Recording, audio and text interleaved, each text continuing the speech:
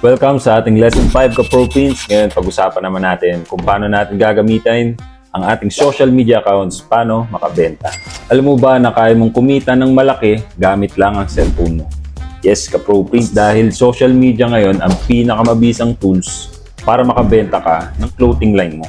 Lalo na kung nagsisimula ka pa lang sa clothing business. Sa dami ng tao ngayon na gumagamit ng Facebook, IG at TikTok, sayang kung hindi mo to gagamitin para i-promote yung product mo. Dahil ang mga customers ngayon hindi na agad bumibili.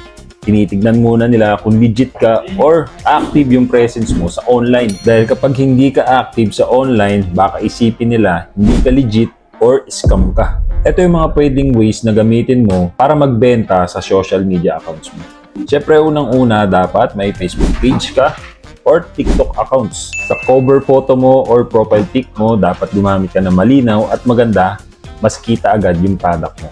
At i-additional mo dito yung contact details mo, address, at yung business hours kung pwede. Dapat, sa Facebook page mo pa lang, dapat mukha ng legit yung datingan ng page mo. Ito kasi yung tindahan mo sa online world. Next, pag na-set up mo na yung Facebook page mo, dito na papasok yung consistency sa pagpo-post. Gumamit ka ng mga real photos or mock-ups sa mga shirts designs mo. Pwede mong i-post yung behind the scenes sa pag-prints ng t-shirts mo.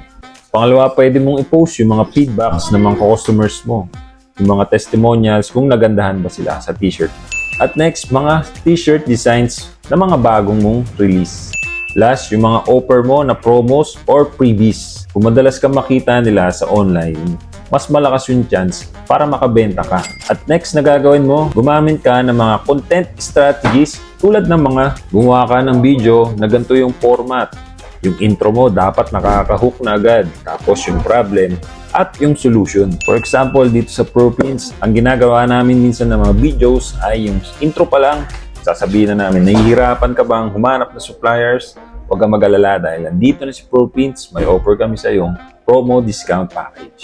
Doon pa lang sa mga ganong contents na huhook na natin yung mga customers natin na bumili sa atin. So ayun ko Pro-Pins, ganun natin gagamitin ang ating social media para makabenta. I-apply mo lang to sa clothing business mo. At sa ating next lesson, pag-uusapan naman natin kung paano i-handle ang orders at payments. Kita-kits sa ating next lesson ka Pro-Pins. Thank you.